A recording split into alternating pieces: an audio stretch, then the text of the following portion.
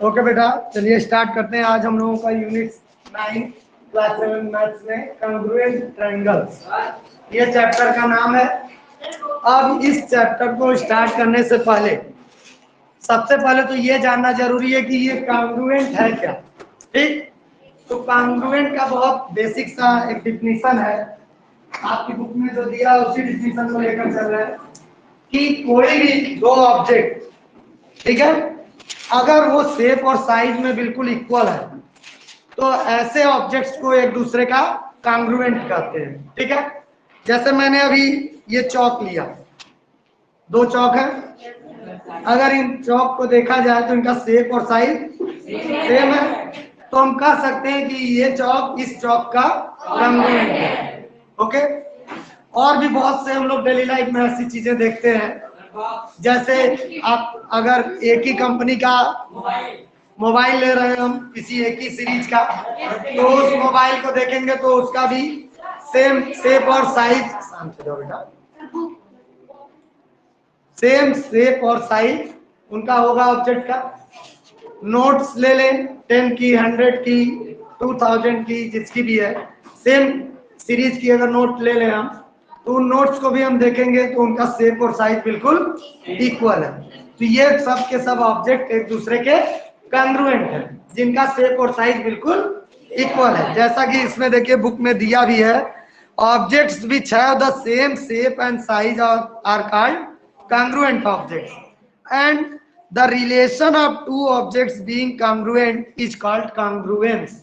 अब जैसे हमने कहा ये दोनों चौक congruent हैं एक दूसरे के, तो इनके बीच एक रिलेशनशिप भी बन गया, क्या कि इन दोनों का शेप और साइज सेम है। तो जो रिलेशनशिप बन रहा है जिसके कारण इनको हम congruent कर रहे हैं, उस रिलेशनशिप को हम क्या कहेंगे, congruence।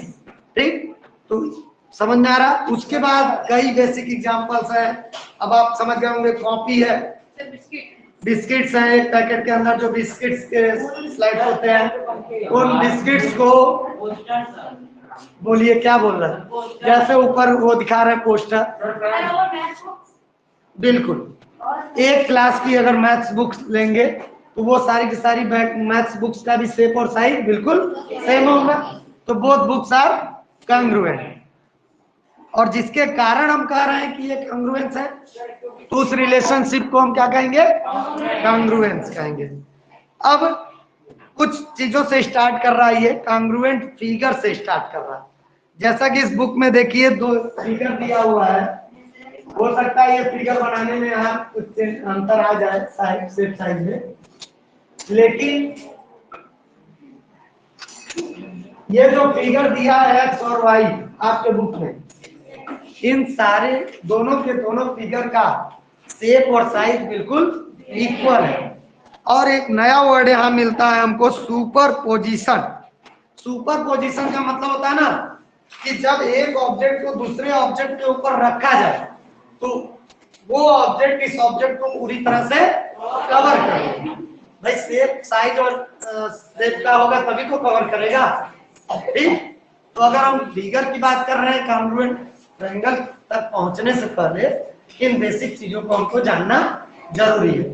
तो अभी हम कॉन्ग्रुएंट फिगर की बात कर रहे हैं।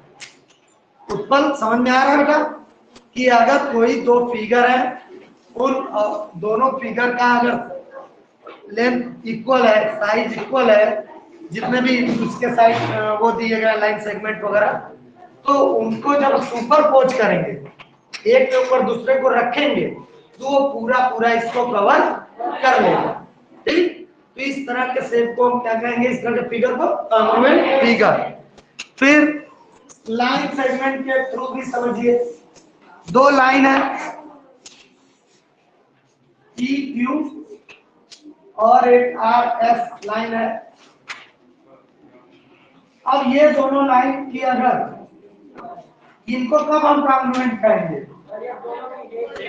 जब दोनों की लेंथ इक्वल हो तब हम इनको कॉन्ग्रुएंट कहेंगे।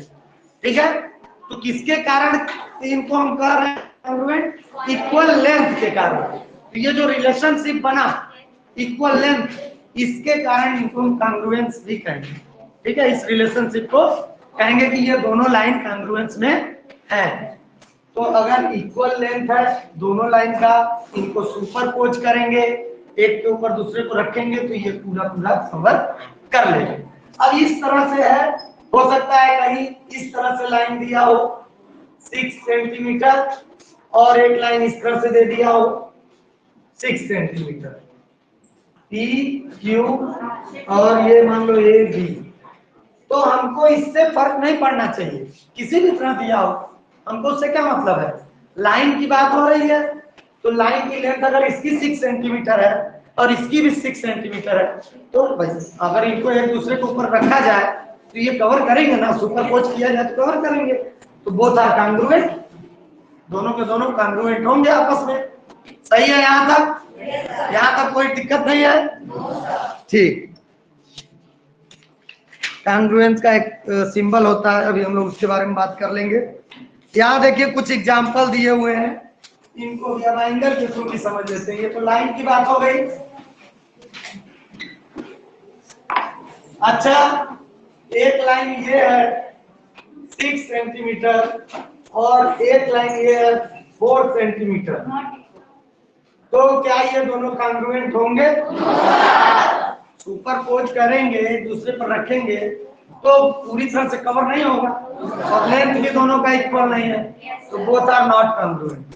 ओके, एंगल की बात करते हैं कि एंगल के थ्रू देख लिया जाए कि कांग्रुएंट कब होंगे। ये 30 डिग्री है और एक एंगल, अभी रुक जाइए, ये दो एंगल दिए हुए हैं, इनके मेजर नहीं दिए गए। क्या अगर मान लो बिल्कुल ये एक जैसे दिखते भी हमको, क्या हम इनको कांग्रुएंट कह सकते थे? एक जैसे अगर ये दिखते भी तो हम कांग्रुएंट नहीं कर सकते थे जब तक कि हमको इनका मेजर ना पता। अगर ये 40 डिग्री है और ये भी 40 डिग्री है तब तो दोनों कांग्रुएंट होंगे क्योंकि भाई इनका मेजर सेम है। तो दो एंगल कांग्रुएंट कब कहे जाएंगे? जब उनका मेजर सेम हो, ठीक है, उनकी रीडिंग सेम हो, तब हम इनको कहेंगे कांग्रुएंट है। अब एक 40 डिग्री या 30 डिग्री है और एक है 40 डिग्री, तो ये दोनों कांग्रुएंट नहीं होंगे। क्यों? क्योंकि इनका मेजर इक्वल नहीं है। क्लियर चल रहा है? स्टेप बाय स्टेप सही चल रहा है हम लोग? ठीक है, इस तरह से एंगल हम लोग समझ गए, साइड समझ गए। कुछ फिगर दिए हुए हैं एग्जाम्पल 2 में, चलिए इसको समझ लेते हैं आपस में बात करके। क्यों मैं ये फिगर यहाँ पर दिखला देता हूँ ताकि जो ऑनलाइन है वो लोग भी देखें और जो बाद में कभी देखेंगे। ये फिगर देखिए बेटा सभी लोग, पेज नंबर 165 पर, एवरीवन 165 पर ये दो स्क्वायर दिए हुए हैं, they are congruent or not? दोनों कांग्रुएंट के? क्यों सर? दोनों की साइड, जब स्क्वायर की बात करेंगे तो इसकी सारी की सारी साइड आपस में इक्वल होंगी, तभी तो वो होंगे, सुपरपोज करने पर कवर करेंगे।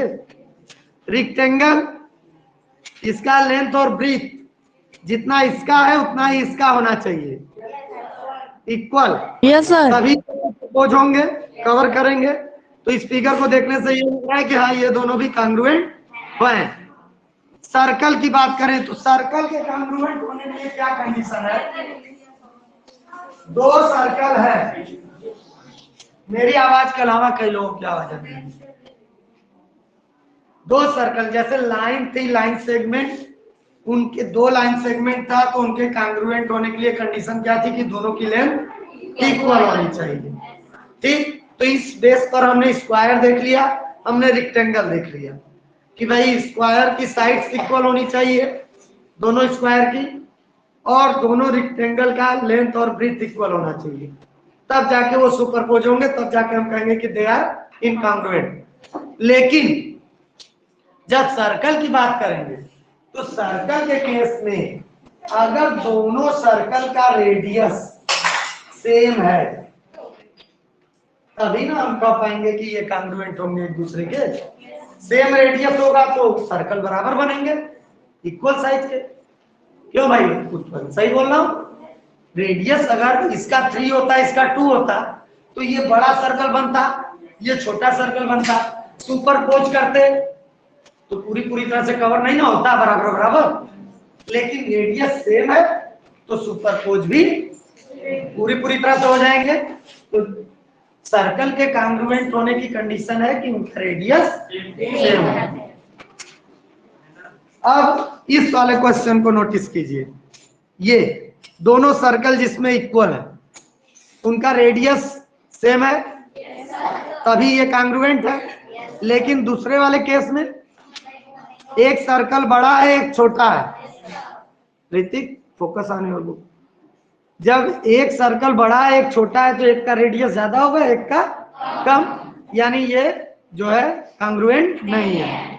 इसके बाद इस फिगर को देखिए, इस फिगर को देखिए तो ये भी इनका जो लाइन सेगमेंट की लेंथ है वो अलग अलग है, तो ये भी इक्वल नहीं होंगे, कांग्रुएंट नहीं है।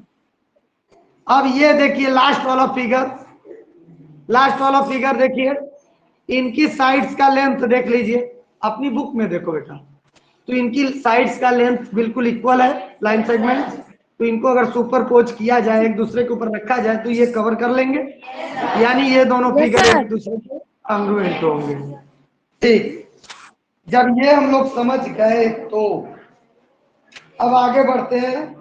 अच्छा चलो, यहाँ पे क्या ऑब्जर्व किया हमने, कुछ लाइंस दी हैं, इनको याद रखना जरूरी है। Two line segments are congruent if they have the same measure, यानी सेम लेंथ, उनकी लेंथ अगर सेम है। Two angles are congruent if they have same measure, भाई टू जो है एंगल्स तभी कांग्रुएंट होंगे जब उनका एंगल सेम हो, इसका 60 है तो इसका भी 60 हो। Two squares are congruent if they have the same side length, square के सारे साइड का लेंथ अगर इस वाले स्क्वायर का उसके बराबर है तो हम कहेंगे दोनों कांग्रुएंट हैं।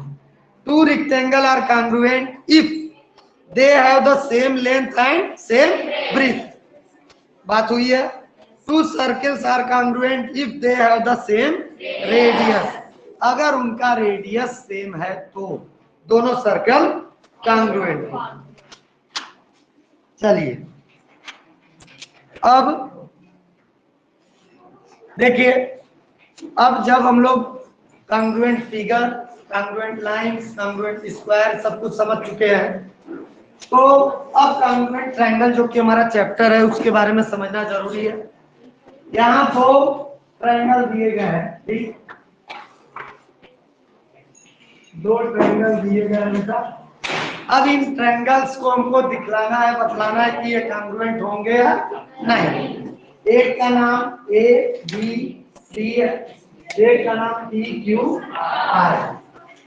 अब इसमें सबसे पहली चीज कि अगर हम ये कह रहे हैं कि ये ट्रायंगल्स कांग्रुएंट है तो इसको चेक करने का कई मेथड, क्वेश्चन आपको उसके बेस पर आएगा, कई तरह से इसको देखना पड़ेगा।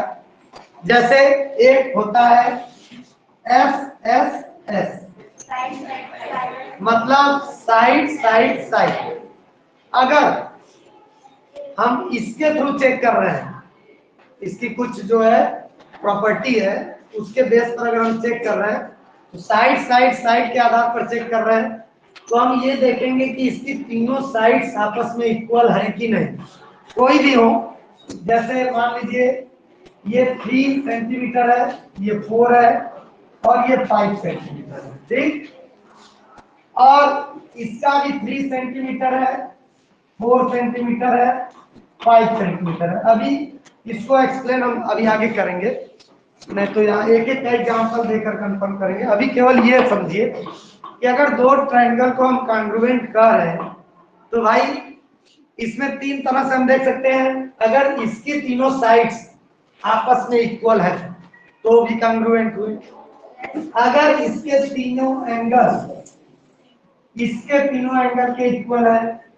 तो भी कांग्रुएंट हुए। अगर सेम वर्टेक्स की बात हो रही है, मतलब लेंथ के आधार पर कि इस वर्टेक्स के बीच की लेंथ 3 सेंटीमीटर है, इस वर्टेक्स और इस वर्टेक्स के बीच की लेंथ 3 सेंटीमीटर है, तो इनको देखिए लिखते कैसे हैं, जब वर्टेक्स सेम हो और वो कॉन्ग्रुएंट हो तो उसको हम इस तरह से लिखते हैं ट्रायंगल ए बी सी, ठीक है। कॉन्ग्रुएंस का तो सिंबल ये होता है कि इक्वल लगाइए और एक ऐसे एस लगाइए, और ट्रायंगल पी क्यू आर ये तो होगा ये बताने का कि दोनों ट्रायंगल एक दूसरे के कॉन्ग्रुएंस हैं या नहीं। लेकिन करेस्पॉन्डिंग साइड की बात अभी कर लूं, एक मिनट बेटा जरा ये ठीक।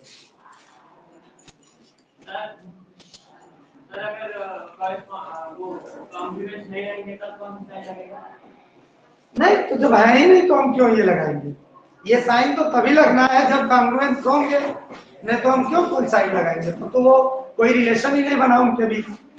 चलिए इसको एक एक आधार पर समझिए, इंट्रोडक्शन ही समझिए इसका। तीन तरह से मैंने चार तरह से है, पहले एस एस एस जो क्राइटेरिया उसके आधार पर साइड साइड साइड के आधार पर समझते हैं, ठीक है। दो ट्रायंगल है,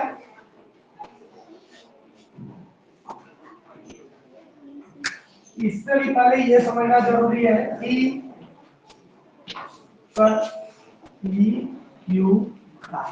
देखो बेटा जब साइड साइड साइड की बात कर रहे हैं तो मतलब हम तीनों साइड को चेक करेंगे, ठीक।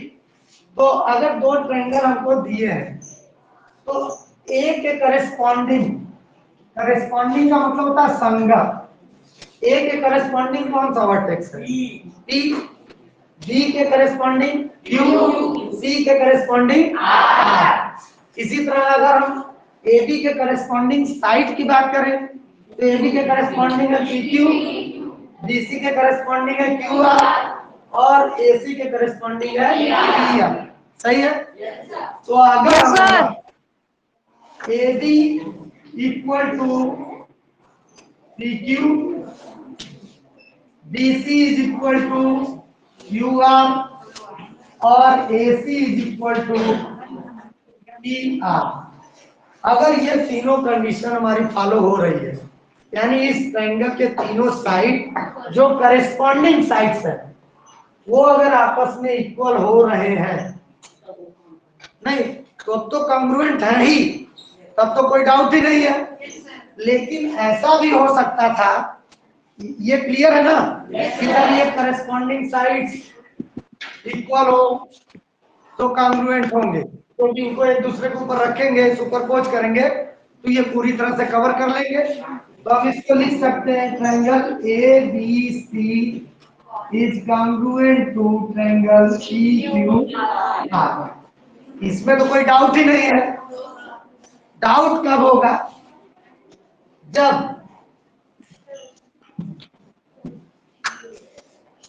दिया रहे कि ये 5 सेंटीमीटर है, ये 3 सेंटीमीटर है और ये 4 सेंटीमीटर है, ठीक। ये 4 सेंटीमीटर है, ये 3 सेंटीमीटर है, ये 5 सेंटीमीटर है। अब इस तरह से दे दिया, इस तरह से दे दिया, तो अब ऐसे केस में साइड साइड साइड अगर हिसाब बैठाए हम तो कॉन्ग्रुएंट होगा कि नहीं होगा? नहीं होगा। यहाँ कुछ छिपी है बात, आप इसको सोचिए और फिर कल के क्लास में बताइए। Thank you.